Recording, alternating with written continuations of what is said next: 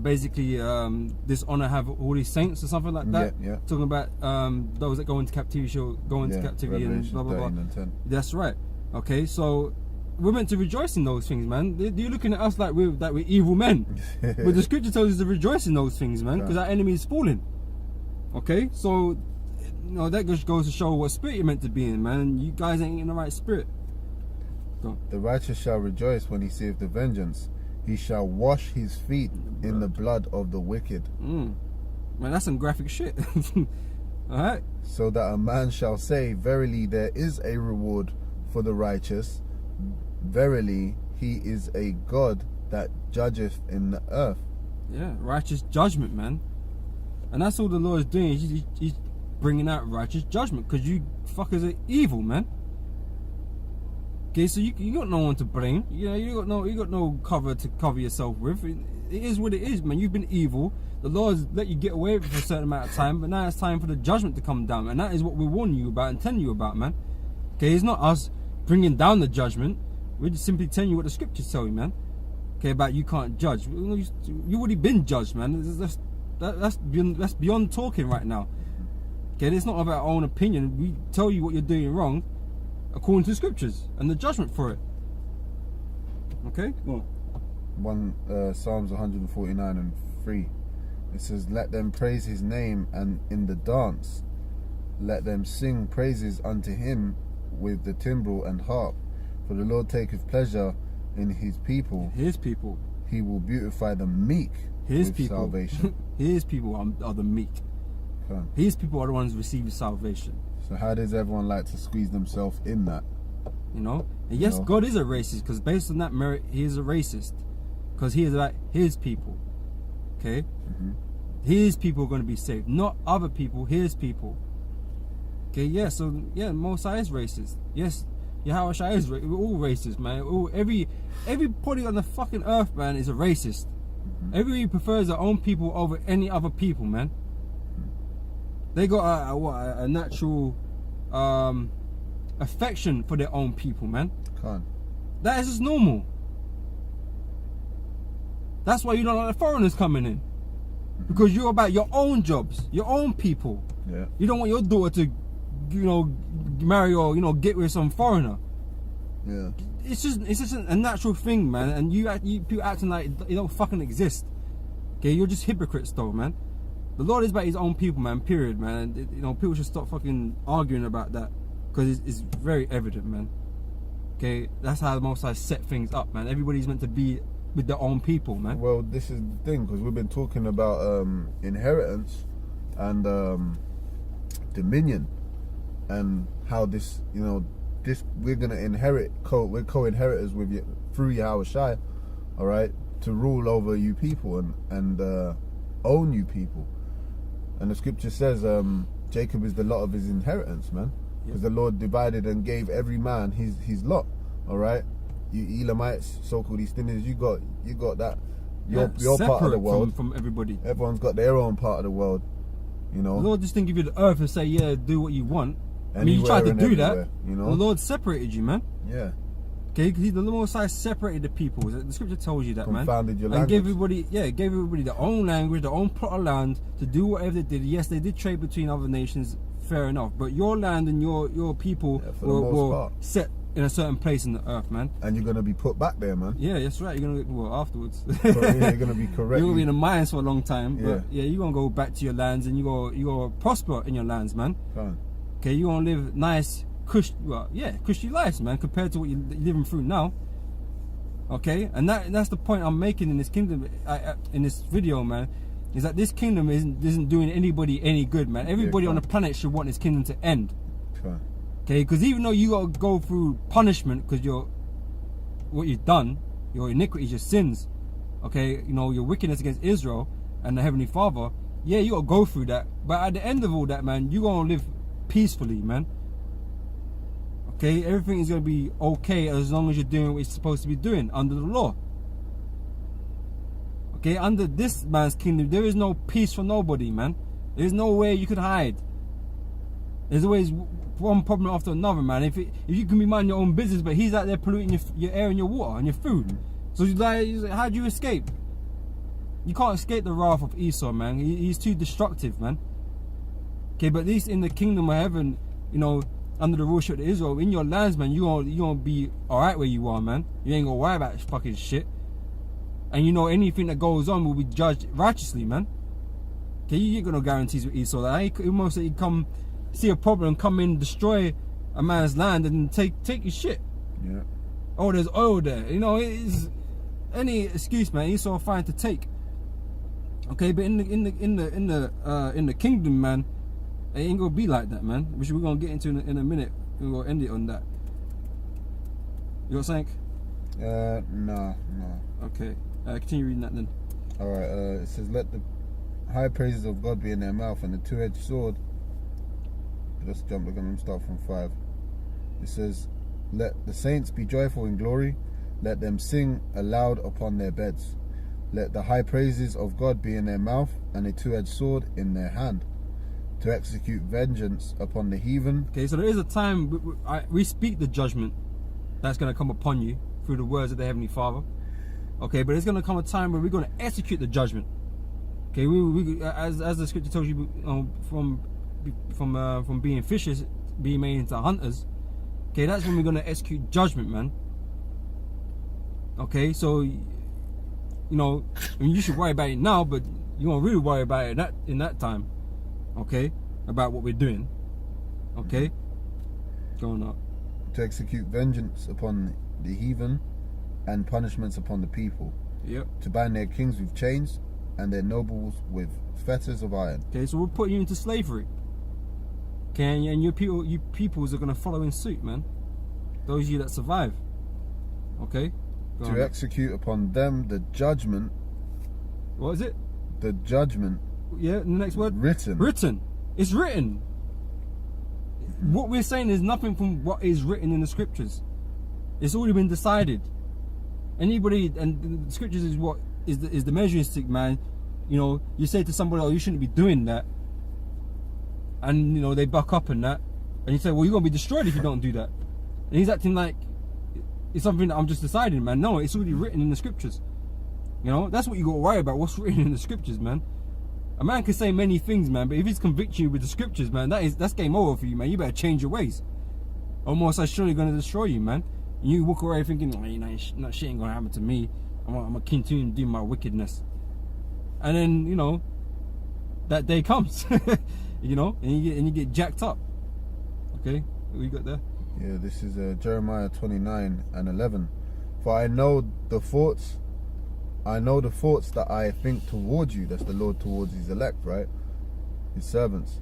"Saith the Lord, thoughts of peace." The only people that the Lord has thoughts of peace is towards the men that do sigh and cry. "And not of evil, to give you an expected end." Why is it an expected end? Because it's written. Because it's written. You know, well, at the end of the day, we're prophets, right? Okay, so the Most High has given us understanding of these scriptures, of the prophecies. Okay, that's why it's an expected end, because we already know what's going to happen. We already know what the prophecies detail, you know, how things are going to go. We're just looking at the small little bits that, you know, get us there. Okay, that's why we watch the news, you get the articles up, and, you know, we follow things, man. Okay, because we know where it's heading towards, man. So it's not a surprise to us. We just have to simply watch and you know, update our people, man. Okay. You know, that's what it's about. Warn our people. Okay, is that on it? Yeah. Okay, finish that off, and we'll get into Isaiah chapter 2. "To execute upon them the judgment written, dishonor have all his saints, praise ye the Lord." That's right, honor. It's our honor, man. Okay, so whatever you're going through, man, you know, the hardships and that's all part of your honor. Okay, because you're going to be glorified in Yahweh Hashem Yahweh Shai when the time comes, man. You know, if you're enduring to the end, man, Lord willing. Okay, but that's all a part of your honor, man. It's an honor to go through those things. Okay, to be there, you know, be a part of this thing, man. Okay. Well, yeah, we're gonna end it on this, and this bro brings out anything afterwards. But Isaiah chapter 2 and verse 1. Just read down to the 4th. Isaiah chapter 2 verse 1. The word that Isaiah the son of Amos saw concerning Judah and Jerusalem. "And it shall come to pass in the last days that the mountain of the Lord's house shall be established in the top of the mountains. Okay, so Israel is going to be the mountain, that nation that's established above all nations. Okay, just like, beginning with the prophecy of Daniel. Okay, going up. And shall be exalted, above the hills, and all nations shall flow unto it. And many shall go and say, Come ye, and let us go up to the mountain of the Lord, to the house of God of Jacob, house of the God of Jacob, and he will teach us of his ways. What my question is, if everybody's gonna, if the Lord can save anybody from any nation, why is it still God of Jacob? If the Lord he made a peace covenant with the whole of all nations, and that all nations, righteous people, if there's such a thing, righteous people at these other nations, why is it still the God of Jacob? Why wouldn't it just be the God of the righteous or something like that? No, because the Lord ain't dealing like that, man. Okay, the Lord is dealing with Jacob. Okay, otherwise that infringes on the promise that he made to Jacob. Okay, that's why you can't, that's what I'm saying, even at the very concept or at the beginning of that promise, you heathens can't be in. You can't come in. Because that violates the promise. So all this talk about what happened after is kind of irrelevant, man. Because if that was to happen, that it just infringes on the blessing of Jacob, man. And that can't come to pass then. Yeah, can't. But yeah, we're going up. The Lord of the Lord's house shall be established on the top of the mountains. And that's another point as well. Why would we need to teach them our ways? Yeah, that's a good point. If they're righteous men too. Why would they have to learn from Jacob still? Because you're going off, man. You nations are not. You're never been. The Lord never dealt with you, man. Righteousness is according to the law, so. Lord said he never dealt with any other nation, man. He's not dealing with you. You not got the truth. None of you got the truth, man. You heathens have not got the truth. And that's why in the kingdom you're going to come to us to learn our ways. Our laws. That's right. Okay, because you're not on point. It's as simple as that. But we're going to establish our law throughout the earth, man. So you're going to have to know, or you're going to get punished. Okay? And the law is going to be written in our hearts. That's right. It's not going to be written in their hearts. That's the covenant. Covenant was made Hebrews, with man. This is the covenant I will make in those days with Israel. Yeah. Not with everybody. So how you gonna do that? You can't be saved. You can't be saved, man. The Lord ain't dealing with you like that. Okay? But yeah, continue up. It says, and shall be exalted above the hills, and all nations shall flow unto it. And many people shall go and say, Come ye, and let us go up to the mountain of the Lord, to the house of Jacob, house of the God of Jacob, and he will teach us of his ways, and we will walk in his paths.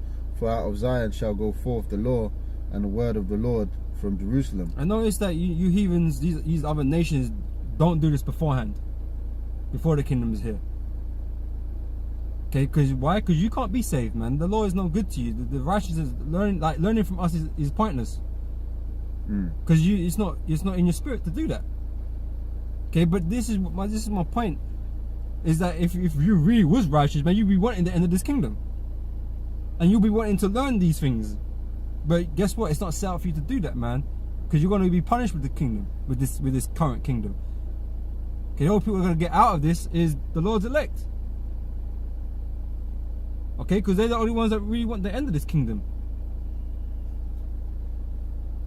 Everybody wants to set up their own thing, but that's not the kingdom of heaven, man. This is not the kingdom of heaven.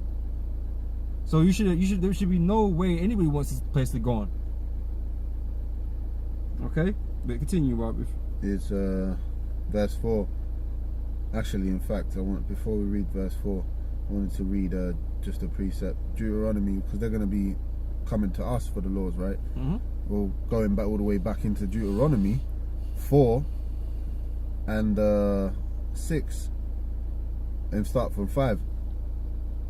It says, Behold, I have taught you statutes, talking about Israel, and judgments, even as the Lord my God commanded me, that ye should do so in the land whether ye go to possess it.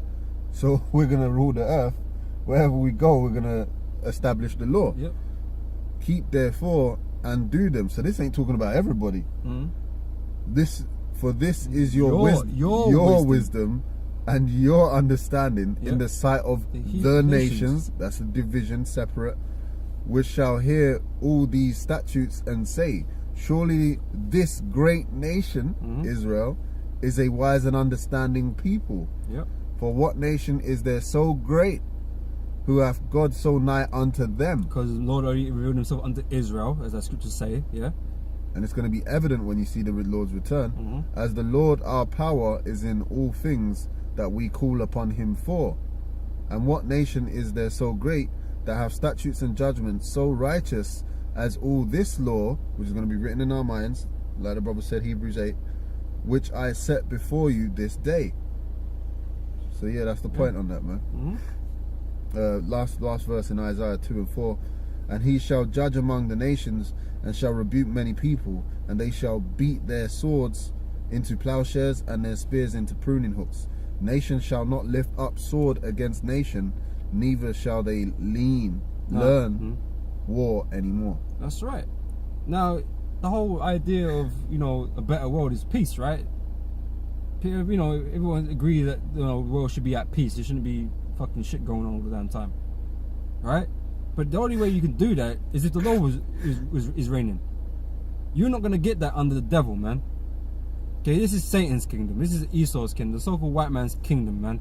He's in rulership, man, and he ain't doing nothing to change that, man. He is about war. He is about destroying people and nations and putting people into poverty.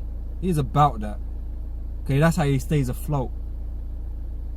Okay, but like I said, before you can get the peace, we have to go for war. This kingdom has to be destroyed first, and then we're gonna get peace. Okay, people ain't gonna be fighting each other no more, man. People ain't gonna be starving unless they fuck up. They ain't gonna be starving, but unless they fuck up, you know, against the Most High, they don't come when they're summoned. Okay, and whatever, the Lord gonna punish them, but you know, sending no rain. Yeah, found Revelations. What you know? Was it? Or, you know, 11, I think. Yeah, or some other judgment, man. Okay, that's the only time you're gonna get jacked up when you ain't doing your damn told. Okay, but peace is gonna be flourishing in the world, man. All the trees are gonna be happier, the earth is gonna be happier, man. Everything is gonna be blessed. Because the world is made for our sake, so it has to be blessed, man. Because otherwise it'll be a blight unto us, man. If you got parts of the world just all fucked up, man. What's that saying for the keepers? You ain't keeping it right. Just as Esau's not keeping it right. That's why all the sea life are dying and all kinds of shit's happening. Birds dropping from the sky, deserts and all this kind of things. You know, Esau creating deserts on the earth and shit. You know, that's because of his rulership, man. But like I said, this kingdom has to be destroyed first for a great righteous kingdom to come afterwards, man. Where everybody's gonna get what they want. Well, I'd say everybody, not everybody gonna get what they want, because a lot of these things shouldn't even be. Abominations on the earth shouldn't be. Period. You know, but the world is gonna be a blessed place. You know, after that war, man. I got verse 5. It says, "O house of Jacob, come ye and let us walk in the light of the Lord," which that light represents righteousness, which really represents Yahushua himself. All right, truth, which is, you know, Yahushua is the truth. He is the law. He is the word. All right, and Yahushua himself actually said that he is that light. It's John 9 and 5. As long as I am in the world, I am the light of the world. There you go, man. Yeah, but everyone's gonna conduct themselves in that light, man. Okay, but we're gonna be the keepers. We are the keepers of that light. Okay, right. That's our role upon the earth, man. As gods, man, to keep that light and to, you know, in that time to enforce it amongst the nations, man. Okay, right now, like I said, this is Esau's kingdom and he's got everything, you know, chaotic, man.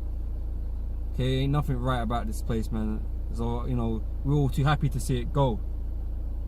Okay, but some people are hanging on in there, you know, trying to cling to Esau's kingdom like it's gonna last forever, man. Knowing full damn well that no kingdom's ever lasted forever, man. Okay, why? Because it was never prophesied to last forever. The only one that's gonna last forever is the kingdom of heaven. That is what every man should want upon the earth. Okay, if you're righteous, or so-called righteous, you know. But a lot of you are damn fucking hypocrites, man. This is Matthew 18:20. For where 2 or 3 are gathered together in my name, there am I in the midst of them. And Yahweh Shai is that light that is within us, man. All right. Just to expand on that point again. You know. Yeah. So like I said, if you want true peace and, you know, truly a better earth and all that kind of stuff, man, then this place needs to go. Okay, and I ain't got a problem with the war and Yahweh Shai coming to destroy the nations, enslave you people, and beat sense into you, basically. Okay, I'm all for that, man. Okay, like I said, anybody wanting that should be for it too. Okay, it shouldn't be so against us about wanting a better world, man.